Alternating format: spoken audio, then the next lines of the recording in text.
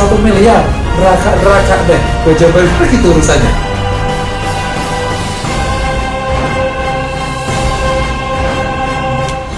Allah wa Rasulahu faqad faza fawzan 'azima, amma ba'd. Hadirin sekalian rahimakumullah. Alhamdulillah pada siang hari ini kita semua berkesempatan untuk duduk sejenak mendengarkan sunnah Rasulullah SAW, kitab Raqaiqnya, hal-hal yang terkait dengan kebaikan, hal-hal yang bisa melembutkan hati kita semua. Dan sekarang materinya adalah bersegera dalam kebajikan, bersegera dalam kebajikan. Allah Subhanahu wa taala berfirman, "Wasari'u ila maghfiratin min rabbikum wa jannatin 'arduha as-samawati wal ardu u'iddat lil muttaqin." Bersegeralah kepada ampunan dari Rabb kalian dan surga yang luasnya langit dan bumi, u'iddat lil muttaqin, disediakan bagi orang-orang yang bertakwa. Ini sebelum kita bahas hadis ya, bab Raqaiq atau kitab Raqaiq, hal-hal yang terkait dengan kelembutan hati ini ya. Perintahnya menarik, wasari'u ila bersegeralah. Saya berikan 2 ilustrasi. Kalau orang sedang mengikuti pelatihan, hal pertama yang harus dimiliki para peserta pelatihan itu adalah antusiasme. Jadi kalau bilang berdiri, duduk, tidur, ngantuk.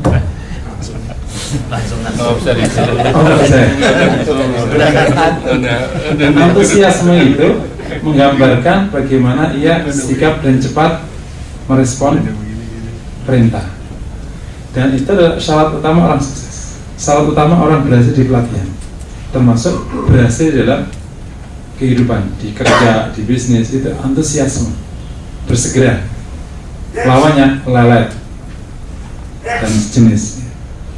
Demikian dalam hidup itu, kalau kita tidak punya antusiasme, itu ya semuanya akan lambat atau akhirnya tidak dikerjakan.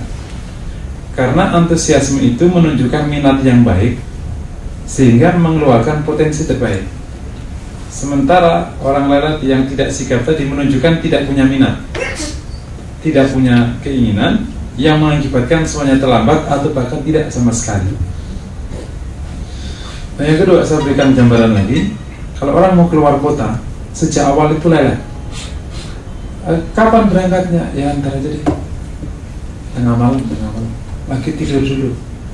Itu nanti biasanya minggu depan baru pulang. Ya ini mundur. Begitu udah jalan di luar kota, di jalan itu ya lelet, 50, 40, 50, akhirnya keburu ngantuk. Sementara kalau orang, ayo ya sekarang, nanti keluar langsung tancap kenceng, nyampe cepat, dia terhindar dari ngantuk dan macam-macam. Ternyata cara untuk menyetir luar kota yang supaya tidak ngantuk itu adalah agak kencang. Kalau lelet, dia cepat ngantuk. Demikian dalam hidup, kalau lelet, ya akhirnya ngantuk, nggak jadi. Untuk merespon kebajikan, kalau lelet, akhirnya tidak dikerjakan, terlambat, atau akhirnya ada kepentingan lain yang bisa menimpali kebajikan. Makanya di sini, di samping karena ini sudah perintah Allah, ini ada memang semacam bukti-bukti ayat Allah di alam semesta yang memang harus bersegera untuk merespon kebajikan. Wasari'u ila maghfiratin min rabbikum wa jannatin 'arduha as-samawati wal ardu. Di sini perintah bersegera itu untuk mendapatkan ampunan Allah. Yang kedua untuk mendapatkan surga. Untuk mendapatkan ampunan Allah itu harus segera, kalau tidak terlanjur kemana-mana. Virus itu kalau sudah masuk di komputer, kalau tidak langsung dikasih antivirus, maka udah bisa kemana-mana, bahkan bisa masuk ke sistem. Kanker kalau masuk tidak langsung diobati, maka bisa masuk ke sistem tubuh. Penyakit kalau masuk ke tubuh, kalau nggak segera diobati, demikian dosa. Kalau sudah masuk ke tubuh, kalau tidak segera diampuni oleh Allah, yakni tidak segera mendapat ampunan Allah, bisa kemana-mana. Karena dosa meminta dosa berikutnya. Dosa meminta dosa. Orang yang makan haram cenderung bertempat di tempat yang haram, bergaul dengan cara yang haram, dengan orang-orang haram. Demikianlah memang tradisinya. Kebaikan meminta kebaikan berikutnya. Kalau orang makan halal, ya insya Allah nanti kerjanya cari yang halal. Temannya halal, kantornya halal, mertuanya halal, dan kompleknya halal. Jadi dosa minta dosa berikutnya. Oleh karena itu, kalau ada virus dosa sekali masuk ke badan, harus segera dimintai ampun kepada Allah. Jadi harus segera di-cut menggunakan anti dosa yang namanya maghfirah Allah, istighfar. Dan itu ciri orang mukmin memang. Ayat ini tulisankan uiddat lil muttaqin itu cirinya kan alladzina yunfiquna fis sarra wad dharra wal kadhimina al-ghaidha wal 'afina 'anil nas wal 'afina 'anil nas wallahu yuhibbul muhsinin. Kemudian walladzina idza fa'alu fahishatan aw dzalamu anfusahum dzakarullah fastaghfiru li dzunubihim. Yani orang-orang yang kalau berbuat fahisyah atau zalim pada diri mereka sendiri, mereka langsung istighfar kepada Allah, ingat pada Allah dan meminta ampun kepada Allah. Orang mukmin atau orang muttaqin itu bukan orang yang tidak pernah berbuat salah, tidak. Kalau yang tidak pernah berbuat salah namanya maksum, yakni para anbiya dan rasul. Bedanya orang mukmin itu kalau berbuat salah, muttaqin itu bedanya kalau dia salah langsung segera diselesaikan. Jadi ya selesai urusan. Bedanya syaitan sama Adam, sama-sama buat salah. Tapi Nabiullah Adam karena dia muttaqin, bahkan min aimatil muttaqin, begitu salah langsung dzakarullah fastaghfiru lidzunubihim. Sedangkan syaitan sombong, bahkan yusirru ala ma fa'alu, terus menerus dalam perbuatannya. Bedanya cuma di situ ternyata. Sama-sama salah. Kalau dia bersegera meminta ampun, selesai. Tapi kalau tidak, jadi perkara. Makanya sari'u ila maghfirah. Untuk masuk neraka dengan bahasa lain, untuk mendapatkan adab dari Allah itu tidak perlu dosa banyak. Jangan dianggap dosa sedikit, nggak perlu. Orang mendapatkan murka dari Allah itu tidak perlu dosa banyak. Dosa sedikit pun kalau Allah tidak ampuni, jadi sebab murka. Ingat nggak kesalahan Qarun apa kalau dalam sejarah di Quran? Kesalahannya cuma satu kalau di kisah ya. Kalau kesalahan di luar kisah saya nggak tahu. Tapi kisah Qarun di Quran yang menyebabkan dia tenggelam di tanah itu satu kesalahan, yakni mengakui karunia ini dari hasil ilmu. Hanya itu kan kesalahannya. Bisa menunjukkan kesalahan di Quran ya. Kesalahan satu, kalau Allah murka. Jadi tidak perlu banyak-banyak untuk dapatkan murka Allah. Nggak perlu banyak-banyak. Nggak sampai harus semuanya salah. Enggak. Sepanjang hidupnya salah. Enggak. Allah murka sekali bisa jadi. Makanya di situ perintah sari ila maghfirah itu memang harus gitu. Itu udah paling benernya bener itu. Ini bersegera memohon ampun. Karena murka datang tidak harus menunggu banyak. Kalau salah Allah tidak ampuni, murka. Kaum Nabi Lut salahnya berhubungan dengan sama jenis. Itu aja kesalahannya. Kalau di Quran ya, murka. Istri Nabi Lut salahnya nentang suaminya. Hati-hati ya istri nentang suami. Tapi suaminya Nabi ya. Kalau suaminya nggak jelas bisa aja juga nentang. Suaminya Nabi ditentang, dimurkai sama Allah SWT. Makanya sari'u ila maghfirah, suruh bersegera memohon ampunan. Karena memang kesalahan itu nggak bisa dibiarkan lama-lama. Bisa mendatangkan murka, bisa meminta dosa berikutnya, membuat orang lebih menikmati dosa. Karena dosa itu menyisakan selera. Dosa itu menyisakan selera. Jadi selera dosa. Sekali dosa, awal nggak kurang nyaman. Dosa berikutnya, kayaknya enak juga ternyata dosa ya. Lama-lama berselera. Kalau tidak dosa, nggak adem. Seperti antum dengar anak-anak muda, kalau pulang tidak itu dulu, si duduk dulu apa itu namanya itu nggak adem. Langsung pulang itu dianggap terlalu takut istri gitu. Jadi harus ngeklap dulu atau apa dulu baru nanti pulang malam-malam. Karena sudah seleranya demikian. Jadi dosa itu meminta selera, dosa meminta dosa berikutnya. Dosa itu mengganjal hati. Oleh karena itu sari'u ila maghfirah wa jannatin arduhas samawat, suruh bersegera meraih surga, yakni suruh bersegera meraih pahala, yakni meraih kebajikan. Kenapa bersegera? Iya, dunia ini kan perang. Siapa yang tidak bisa menguasai tempat lawan ya dia dikuasai. Nggak ada terus kita steril dia steril gitu. Dunia ini kan perang. Sepanjang hari kita perang sama setan. Inna syaitana lakum adu fattakhiduhu aduwa. Surat Fatir. Setan itu musuh, maka jadikanlah musuh selamanya. Ada nafsu, ada setan. Jadi kalau kita tidak mengalahkan dia, ya kita dikalahkan sama dia. Tidak kemudian, setan, kita gencatan senjata ya. Nggak ada ceritanya. Benar tuh. Jadi kalau kita tidak bersegera meraih ke sana, ya kita akan diraih. Itu masalahnya. Jadi kalau di dalam perlawanan itu, kalau kayak kita 0-0, mana ada ceritanya. Pasti salah satu minta yang menang. Pasti salah satu minta menang. Maka siapa yang tidak bisa nyerang ke sana, tidak segera dia meraih kemenangan, ya dia akan diraih kekalahan. Makanya sari'u ila wa jannatin arduhas samawat. Nah, demikian kalau orang tidak bersegera, itu akhirnya dia akan bersegera ke yang lain. Jadi kalau dalam konteks hati, kalau hati tidak segera diselerakan kebajikan, salah satu indikasinya adalah bersegera kepada kebajikan, maka sebentar lagi dia akan berselera keburukan. Itu uniknya di hati. Hati tidak pernah bisa 0-0 gitu. Ya tidak selera baik, ya tidak selera buruk. Nggak ada ceritanya, nggak ada. Karena yang ada itu cuman kalau nggak al-haq, al-batil, nggak ada al-nisf, nggak ada, al-tengah-tengah nggak ada. Yakni ma huwa batil wa ma huwa haq, bukan batil tapi bukan hak, nggak ada. Jadi kalau hati tidak berselera kepada bajikan, ya berselera pada keburukan, standar. Makanya akhirnya harus sari ila jannah wa jannatin arduhas samawat. Ini musabaqah atau bersegera kepada kebajikan, ini merupakan perintah Allah. Faktanya demikian, logikanya juga demikian. Maka laki-laki untuk menjaga hati, memastikan kita dalam ranah kebajikan, harus ada bersegera meraih ampunan. Yang kedua, bersegera meraih surga. Arduhas samawat wal ardh. An Nabi radhiyallahu ta'ala anhu qala badiru anna Rasulullah sallallahu alaihi wa alihi wasallam badiru bil a'mal as-salihat. Bahwa Rasulullah sallallahu alaihi wasallam bersabda, bersegeralah berbuat dengan amal-amal kebajikan. Fasatakunu fitanun kaqit'il lailil mudlim. Bakal ada fitnah-fitnah seperti potongan malam yang gelap gulita. Yusbihu rajulu mu'minan, pagi hari orang mukmin, wa yumsi kafiran, dan sore harinya bisa kafir. Wa yumsi mu'minan wa yusbihu kafiran, sore mukmin pagi kafir. Tapi utilahu bi ardi dunya, menjual agamanya dengan sedikit dari dunia. Ini perintah Nabi, suruh bersegera dengan amal baik.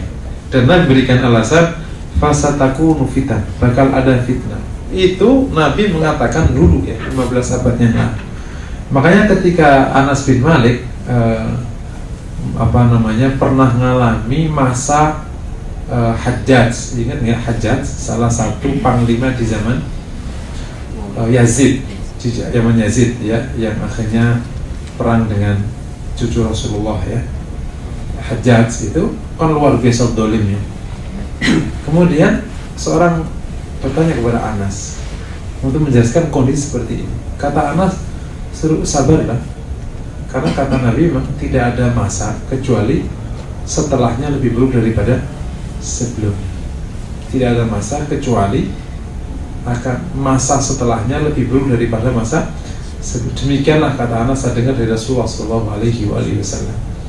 Ya, nih pada waktu itu saja sudah ada Hajjaj yang zalimnya, naudzubillah. Padahal Islam tegak kan? Terus setelahnya lagi. Gimana dengan kita sekarang? Jadi ibarat kalau sudah ada ombak yang besar sekali, kita di tengah kapal, maka kita tidak bisa lagi foya-foya di kapal, karena kapal ini sudah di tengah ombak besar. Selamat tidak selamatnya itu sudah kecil kemungkinannya. Kemungkinan besarnya tidak, di tengah kegelapan malam, tidak tahu ini kita bakal kemana. Maka satu-satu pilihan jadi orang baik, biar kalaupun tenggelam dengan baik. Kata Nabi, bersegera dengan amal kebajikan, karena bakal ada fitnah seperti potongan malam yang gelap gulita. Dan saya yakin masa kita itu ngerasa ya ini yang diceritakan Nabi. Karena kalau benar sejati, batil sejati, gampang dilihat, itu kita bisa. Kalau sekarang itu antara benar sama salah itu susah ditebak. Kayak benar, tapi enggak, kayak salah tapi enggak juga. Ini contoh yang cukup menggelisahkan itu adalah ekonomi syariah. Kayak benar tapi kok gitu. Ekonomi syariah itu sekarang kritikan tajam-tajam sekarang, karena praktek ekonomi syariah atau perbankan syariah itu kan benar luarannya, tapi kok gini, rate-nya tingginya bukan main, dan juga prosedurnya nggak jauh beda dengan bank konvensional. Ini kritik sudah masuk, kayak benar tapi kok enggak juga, tapi kalau enggak tapi kan benar juga. Itu hanya contoh kecil, meskipun memang para pelaku ekonomi syariah selalu mengatakan ini proses yang memang harus dilalui karena sistemnya tidak bisa di-cleankan dari awal. Terus demikian juga dalam pergaulan kita sehari, dalam konteks dakwah. Dakwah itu kan seperti yang kata Rasulullah pada waktu saya membahas tentang asyratu sa'ah ya, atau bahas tentang wasiat-wasiat Rasulullah kan. Satu wasiat Nabi kan apa namanya? Akan ada masa di mana kalian pilihannya cuma dua, menjadi orang kuat atau menjadi orang lemah atau menjadi orang fujur, lemah atau fujur. Kalau lemah fujur ya mestinya kan kuat sama gitu, enggak, ini lemah atau fujur, ingat nggak hadis itu ya? Nah, dulu setahun yang lalu, setengah tahun yang lalu kan. Pilihannya cuma dua, kalau nggak lemah ya fujur. Kalau Anda menjadi orang benar berarti lemah. Kalau Anda ingin kuat ya berarti harus fujur gitu ya, ini jahat gitu. Ini yang merubit jadinya. Sementara kan orang Muslim kan harus kuat, tapi kalau kuat harus salah. Jadi memang fitnah. Saya berulang kali ketemu orang dinas atau bahkan yang di pusat gitu, memang tidak cukup mudah untuk menjadi rezeki halal, itu nggak cukup mudah. Udah saling nyekek. Kenapa saya harus ngambil dari kontraktor Ustaz? Loh, kalau saya tidak ngambil dari kontraktor, ya saya harus dipakai sama dewan. Kalau dewan nggak dikasih, ya nggak, pekerjaan saya bisa terlantar. Tanda tangan separuhnya serah, kalau nggak mau ya serah, tanda tangan separuh, nggak ada kejujuran, nggak ada kesepakatan dana. Oke. Akhirnya harus ngasih. Bagi dewan sama aja. Kenapa gue harus minta sama dinas? Lah kalau nggak minta, aku juga dicekek sama dulu tim suksesku. Tim suksesnya nyekek juga. Dan ini nggak di daerah, nggak di pusat. Jadi memang ini yang namanya fitnah. Kita ilailil mudlim. Fitnah seperti potongan malam yang gelap gulita. Susah. Yang ini benar apa salah, ini nggak bisa. Nah, saya sering nyebutnya namanya fikih semoga Allah memaafkan. Tahu bagusnya. Ini saya lagi mengeluarkan satu ungkapan, saya udah sebarkan. Namanya fikih semoga Allah maafkan. Maksudnya apa? Itu nggak bisa dibenarkan, nggak bisa dibenarkan. Salah tetap salah, tapi nggak bisa dihindari. Terus gimana? Ya semoga Allah maafkan. Kalau nanti Allah nggak maafkan, ya derita lo. Ya misalnya di hari kiamat Allah nggak maafkan kau tadi, ya derita lo. Siapa suruh nyari perkara? Ya tanggung sendiri derita lo. Ya DL itu kalau ada dai bilang. Jadi fitnah kita ilailil mudlim. Seperti potongan malam. Namanya potongan malam yang gelap gulita itu kan gini. Kalau terang itu kan ini istri, ini tidak, itu kan tampak. Ini pegang yang mana yang istri. Ini kalau malam gelap gulita kan nggak ketahuan. Gelap-gelap semua, hitam semua gitu. Terus siapa coba? Jadi kalau benar-benar tidak menggunakan mata hati, nggak bisa melihat itu. Yang benar mana, yang ahlul haq, yang mana ahlul batil. Ahlul haq tapi juga mirip-mirip batil mirip-mirip haq. Kayak orang benar gitu. Benar kayak orang benar. Ternyata enggak. Tapi kayak enggak, tapi ternyata ada benarnya juga. Nah, fitnah kayak kita ilailil mudlim, yang Nabi menggambarkan fitnah ilailil mudlim itu seperti pada masa itu orang itu ganti agama cepet banget. Pagi mukmin, sorenya kafir, sore mukmin, paginya kafir. Ternyata sederhana menjual agama dengan dunia. Nah, agama itu kan ya, kebenaran yang kita miliki itu dijual dengan dunia itu. Saya kemarin cerita di PLN Pusat, kebetulan pas ngajinya Syu'abul Iman ya, cabang-cabang iman. Saya bahas sebenarnya yang ke-37 kalau tidak salah, menghindari dari harta haram. Ini perkara ini, saudaraku, semua kita sepakat, kita tidak pernah ingin harta haram. persoalannya ada di dua. Sekali itu pasti sepakat, mana ada orang muslim ingin harta haram sih, nggak mungkin. Di dua. Yang pertama adalah provokasi dari kanan kiri, yang terkadang melumerkan komitmen kita dari hati. Yang kedua adalah ketidakjelasan antara halal dan haram. Nah, pas saya cerita panjang lebar, sama-sama mengatakan bahwa satu-satunya cara kita untuk bisa memastikan rezeki kita halal, jadi satu ya, kita bertaruh dunia. Emang bertaruh dunia, ya ini saya harus jadi orang baik apapun resikonya. Bertaruh dunia. Kalau kita tidak berani bertaruh sekarang, ya pasti akan susah, karena memang rupetnya. Habis pengajian, seorang anak muda ya, seumuran antum 32 ini, Ustaz yang antum cerita ini betul, provokasinya tinggi sekali. Saya itu megang proyek 10 miliar, saya sudah dikasih suapan itu 500 juta di depan. Sekarang saya megang 10 triliun, ini anak dari Jerman, di S2 nya di Jerman. 10 triliun, ini bayangan suapannya berapa nanti ya.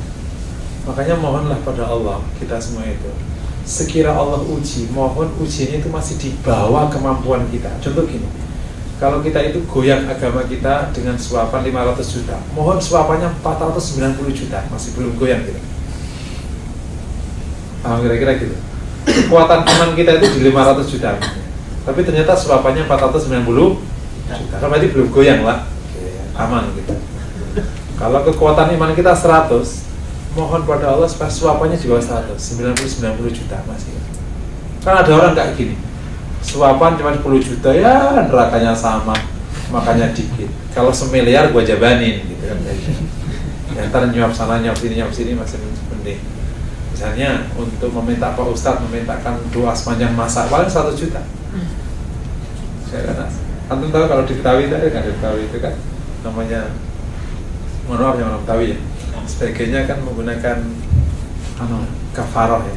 Kalau orang tidak sholat, kita sekali sholat 1 mud. Ini fikih Syafi'iyah sebenarnya, di dalam sebagian mazhab Syafi'iyah. Ini khilaf. Dan akhirnya banyak juga masyarakat yang menganggap enteng perkara gini. Nggak sholat sepanjang hayat, tak hitung itu habisnya cuma 150 juta. Kalau menggunakan 1 mud, itu udah paling mahal gitu. Karena sekali sholat itu kan udah 2.500. Sepanjang hayat itu nggak nyampe 150 juta. Terus kemudian nanti meminta orang untuk sepanjang hari khataman Quran, sepanjang hari. Jadi aku nggak pernah baca Quran, misalnya kita minta nanti seorang baca Quran sepanjang hari, pahalanya untuk kita. Dihitung sekali banyak berapa biji gitu. Itu nanti kalau suapnya semiliar, oke, 500 juta untuk nyuap, sini masih untung kita. Paham enggak?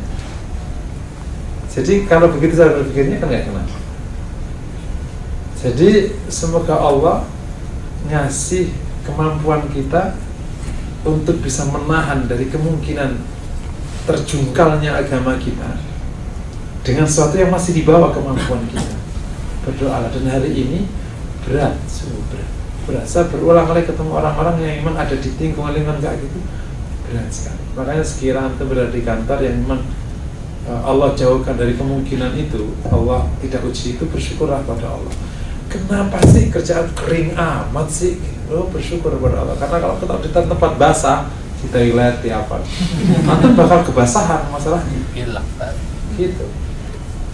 Jadi sungguh gitu, godaannya besar sekali. Dan bisa jadi kita yang bersih itu, bisa jadi begitu taruh di basah sedikit, lebih basah lagi hasilnya daripada yang sekarang udah basah itu. Makanya bersyukur pada sekira Allah tidak kasih kemungkinan itu, nggak dekat-dekat itu, bersyukur pada Allah. Allah udah tahu kemampuan kita sangat lemah. Jadi berat sekali. Lumayan kan? 10 miliar suapannya 500 juta. Itu baru yang tawarin, belum deal bisa 1 miliar kan? Untungnya masih untung lah.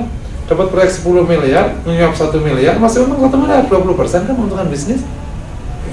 Kalau 10 triliun berapa coba?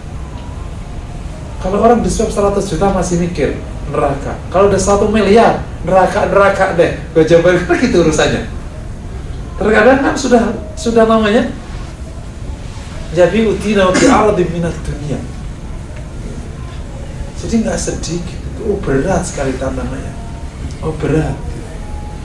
Kalau masih puluhan juta, masih agama masih mahal. Tambah begitu sudah miliaran, murah agama. Dan dunia seisinya itu dibanding dengan agama tetap kecil. Dunia seisinya ini ditukarkan ke kita untuk mengorbankan agama kita, itu nilainya masih arad minat dunia. Kenapa?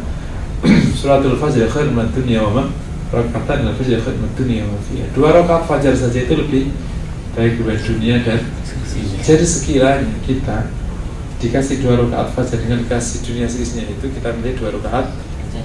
Setuju nggak kira-kira? Setuju. Setuju sama senyum. Mendingan dunia seisinya Ustaz, nanti pakai taubat, pakai sedekah, pakai zakat, pakai apa?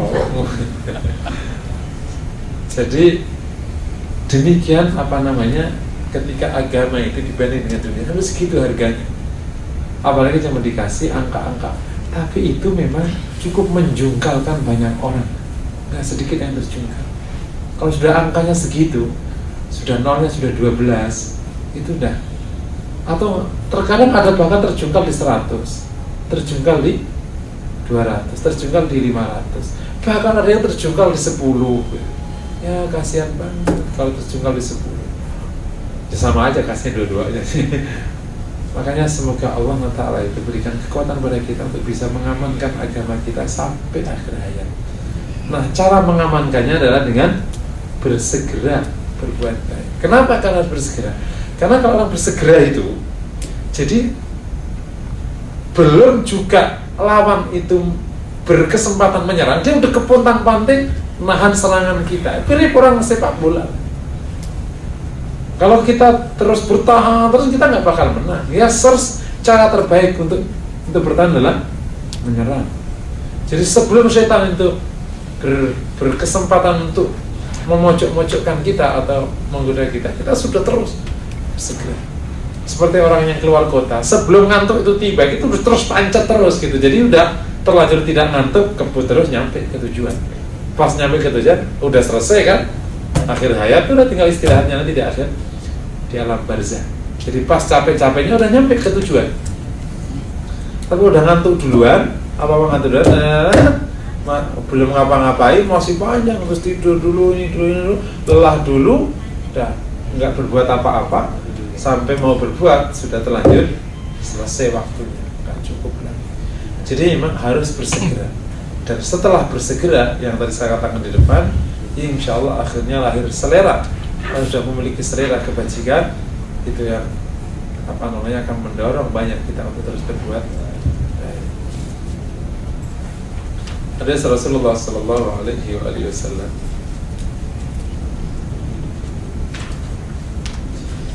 badiru bil a'mali sab'an, bersegera dengan amal perbuatan sebelum datangnya 7 perkara.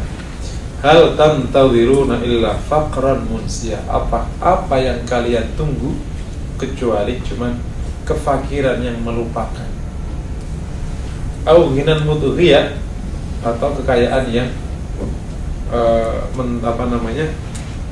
yang membuat engkau congkak, au maradan mufsidah, sakit yang menghancurkan, haraman mufnidah, sama aja, renta yang melemahkan, au mautan mujhizah, mati yang dapat menyudahkan segala-galanya, awit dajjal, atau akan ada dajjal, fasyarun ghaibun yuntadar, itu hal paling buruk yang ditunggu, awis sa'ah, fasadu atau amal, atau hari kiamat.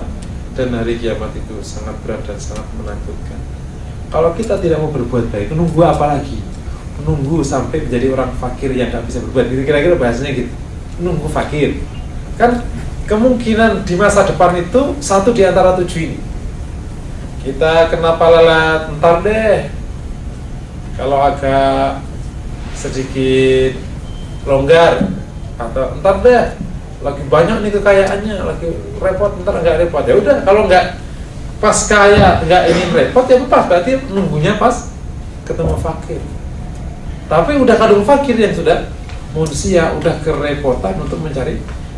Yang ditunggu itu cuma satu di antara 7. Kalau tidak, kekurangan yang membuat kita lupa, saking dahsyatnya ngurus nafkah sehingga lupa Tuhannya, atau kekayaan yang berlimpah sehingga kita malah congkak semua, nggak butuh Tuhan kembali. Terus, atau ujungnya sakit, kan paling nunggu sakit. sekarang sehat, terus nunggu apa? Kalau tidak bersegera, ujungnya sakit yang akhirnya merusak kita. Atau harap kalau nggak sakit ya rentah yang memang melemahkan. Terus atau kematian, atau dajjal kalau sudah misalnya umurnya agak panjang atau lahirnya agak entar, terus pas mau mati ketemu dajjal dulu, malah kacau banget ketemu dajjal. Itu hal yang ditunggu yang paling. Atau nunggu hari kiamat. Nunggu apa lagi? Menunggu kefakiran. Jadi kalau orang yang sudah sekarang berlimpah, kalau tidak bersegera kebajikan, nunggu fakir. Karena kan setelah kekayaan pasti kefakiran. Oke, Allah sekarang yang kolang begitu berlimpah, nunggu kaya. Tapi kaya juga sama aja, bisa mudghiyah, membuat congkak lupa Tuhannya. Atau nunggu sakit yang lagi sehat, nunggu rentah, nunggu dajjal,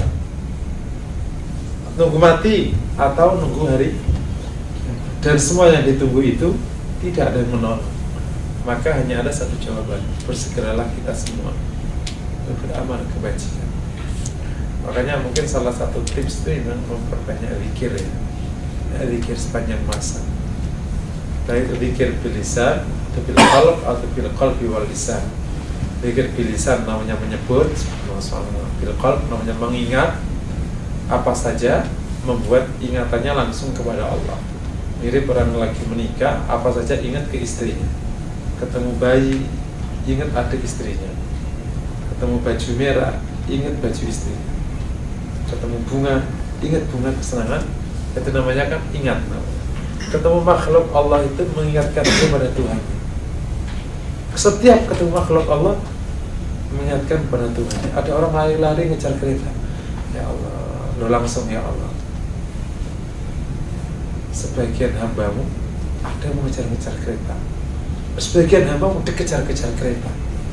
Siapa mereka? Ya pas di tengah jalan kereta mau datang kan, dikejar-kejar kereta. Langsung ingatkan pada Tuhan. Melihat banyaknya kendaraan yang macet, ingat pada Tuhan, ya Allah.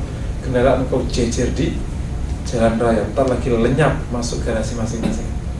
Ingat pada Tuhan. Nerima gaji, ingat pada Tuhan. Pas sholat, ingat pada Tuhan. Namanya al-dzikru bi atau al-dzikru bil lisan wal qalb, menyebut dan mengingat. Itu yang paling pertama. Itu mungkin salah satu tip untuk terus bisa bersegera dan amal kebajikan. Tentu amal-amal yang lain banyak ya, sudah berbuat baik ya, termasuk kerja-kerja ini tentu dengan diniatkan dengan sebaik. Kalau tidak, ini memang akhirnya bisa menjadi petaka untuk kita teruskan. Ja'a rajulun Nabi sallallahu alaihi wasallam, seorang datang ke Nabi sallallahu alaihi wasallam. Faqala ya Rasulullah, as-sadaqah a'zam amrah, sedekah yang paling besar pahalanya. Qala in tasaddaqa wa anta sahihun syahihun takhshal faqr wa ta'mulul ghina. Anta sahihun takhshal faqr wa ta'mulul ghina. Fala tumhil hatta idza balagha al-hulqum qulta li fulan kadza wa li fulan kadza wa kana li fulanin kadza. Sedekah yang paling utama yang Rasulullah yang paling besar pahalanya, yakni jika kau sedekah sedangkan kau lagi sehat-sehatnya, lagi pelit-pelitnya, takhshal faqr, lagi takut fakir, kau lagi ingin kaya-kayanya, jangan engkau tunda-tunda sampai roh itu dihulkum ya, di tenggorokan, kemudian kau baru mengatakan ini untuk fulan, ini untuk fulan, padahal itu semuanya sudah memang akan menjadi milik fulan dan jadi wasiat, harta waris. Sedekah yang paling utama ketika kita lagi rakus-rakusnya akan harta. Ya pas muda, udah tua makan udah nggak banyak, rumah juga nggak ingin banyak, rumah udah nggak ingin, mobil juga nggak udah butuh, ngapain lu nggak bisa kemana-mana, makanan ya juga nggak ingin enak-enak amat. Tanya sama orang tua semua nafsu udah turun semua, udah nafsu turun semua. Kan sebenarnya itu kalau misalnya antum kalau mau nikah itu inanya pas pensiun, mau nikah lagi. Antum punya waktu banyak, segini kan nggak bisa. Mau nikah lagi kan ribet, yang kerja yang mau nikah lagi entar. Pas pensiun itu kan nggak punya kerjaan tuh, ngurusin istri yang banyak, amal soleh. Enggak, kalau udah tua udah nggak butuh apa-apa, udah nggak butuh. Sedekah yang utama sekarang ini. ketika kita lagi sehat-sehatnya, lagi pelit-pelitnya, kenapa lagi suka-sukanya sama harta, lagi suka-sukanya. Syahih itu kenapa syahih? Karena saking suka-sukanya, lagi punya kendaraan dilus-lus, udah tua sih, punya jelek, udah nggak bisa lagi, mau ngapain tua? Orang tua mau bawa mobil jelek nggak apa-apa, ada juga orang tua, benar kan? Jadi kalau antum lihat ke Sawangan itu, ada banyak kendaraan di Sawangan, ada komplek, dulu komplek mewah, komplek Arko, ini enggak, atau kan pernah Jaya tuh, ada di Sawangan, mobilnya bertua semua. Nenek-nenek itu, wah ini adalah dulu mantan orang kaya semua gitu. Mobilnya tentu 70-an semua. Tapi kalau itu dipakai orang tua, orang maklum, karena ya nenek pakai tahun 70-an, itu mobilnya dulu tahun 70-an sampai sekarang dirawat. Tapi kalau anak muda kan nggak mungkin mau mobil jelek. Lagi pelit-pelitnya, lagi suka-sukanya sama dunia. Mau mobil yang paling bagus, rumah yang paling bagus, istri yang paling bagus lagi, dan seterusnya. Terus lagi takut-takutnya fakir. Takut apanya fakir? Takut ntar kalau pensiun gimana, ntar anak sekolah nanti gimana, nanti kalau tua, lagi takut-takutnya kurang. Takut. Terus lagi suka-sukanya kaya, ingin yang paling kaya, ingin yang tabungannya paling banyak. Nah, pas saat itulah sudah kok. Pak masih berat banget tuh ya. Pas begitu sudah, pas tua. Atau ingat nggak ada 7 golongan yang dapat lindungan dari Allah, itu semuanya ada orang yang punya nilai plus. Imam adil, ya kan? Ya, karena rata-rata imam itu tidak adil. Kalau ada imam adil, nilai plus. Anak muda yang rajin ibadah, karena rata-rata anak muda kurang rajin. Kalau ada anak muda rajin ibadah, nilai plus. Sama di sini nih. Kenapa bisa besar? Karena memang orang muda itu lagi suka-sukanya harta. Begitu dikasihkan ada nilai plus. Udah tua, sudah kok maklum, udah pensiun, udah nggak buta, udah tinggal matinya. Oh juga bahkan dia ingin cepat mati. Ya sudah kok. Jadi pumpung sekarang masih muda, sudah kok. Ntar tua nggak bisa sudah kok lagi. Muda aja sudah kok. Kan tadi itu di situ. Kenapa anak muda yang rajin sudah kok, yang rajin beribadah ada nilainya? Ya karena anak muda itu rata-rata tidak rajin. Kalau udah tua rajin ya maklum. Orang tua rajin, pensiun rajin ngaji ya maklum. Mentok karirnya rajin ya maklum, ya biasa.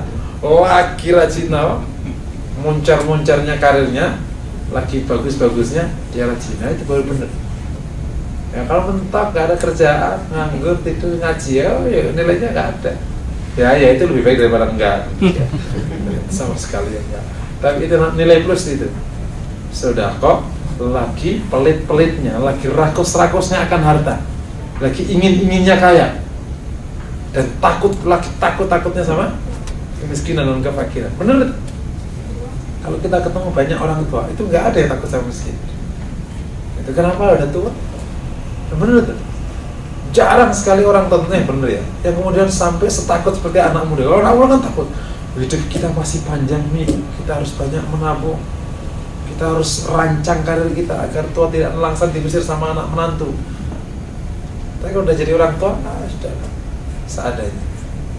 Karena juga nafsunya sudah turun semua, makan udah nggak enak, tidur juga nggak enak. Lagi juga udah nggak keren-keren amat, mau ngapain juga. Udah orang tua. Kalau orang tua kalau kayak gitu malah aneh. Orang tua nggak nyebut. Nah, kata Nabi, wala tumhil hatta idza balagha, jangan diundur, diulur, diakhirkan sampai kemudian sudah tinggal mau mati baru sedekah. Ya nggak kena, ya udah nggak ada nilainya. Itu yang saya sebut dunia itu ujian itu letaknya di sini. Letaknya itu di sini, benar-benar. Letaknya ujian itu di sini. Jadi suruh sedekah pas lagi butuh-butuhnya. Maka begitu nggak butuh, sudah dengan orang mati sedekah udah nggak butuh. Ya sudah kok maklum, pahalanya nggak setinggi yang di awal. Makanya meskipun orang sedekah nanti atas nama yang mati, itu tidak sebaik kalau sedekahnya itu pelakunya sendiri. Yang pertama juga masih khilaf dalam fikih, yang kedua udah ketahuan nggak butuh. Begitu orangnya mati, maka wasiatnya semua itu untuk ini almarhum saja lah. Udah mati nggak butuh. Dulu di sini karena Nabi tidak boleh mengakhirkan sedekah. Tentu toh tidak banyak yang diminta sama kamu, nggak banyak kan, cuma 2,5%. terus naik sampai keinginan kita. Dan mulai hari ini ya kita terus berlomba. Kalau dalam ini usulan paling kecil kan, infak hari Jumat itu ya mohon naik dari 2.000 menjadi 10.000 lah paling sedikit. Masa dari zaman dulu gaji berapa dulu minimal 3 juta 2.000, 7 juta 2.000, 10 juta 2.000. Nah kok penghasilannya naik sudah banyak, berarti harus naik di sana minimal 10.000, 15.000 lah. Ya sehingga dengan akan ada peningkatan di masjid atau di tempat-tempat kebajikan. Jadi ini semua hadis menunjukkan satu bab bersegera dalam kebajikan. Kalau tidak segera, bisa jadi bukan kita nanti punya kesempatan untuk berbuat baik, bisa jadi malah tidak punya kesempatan. Karena ujung dari hidup itu kalau nggak fakir, kaya, yang semuanya juga bisa melelahkan, atau sakit, atau mati, atau rentan, atau ketemu dajjal atau hari kiamat. Semuanya tidak memberikan kesempatan kita berbuat. Mumpung masih muda, mumpung ada waktu, mumpung masih punya uang, mumpung pikiran masih lancar, ayo bersegera menjemput maghfirah Allah dan surga Allah Subhanahu wa taala. Mungkin demikian yang dapat kami sampaikan. Kurang lebihnya mohon maaf. Aku qouli hadza wa sallallahu wasallam ala Muhammad. Assalamualaikum warahmatullahi wabarakatuh.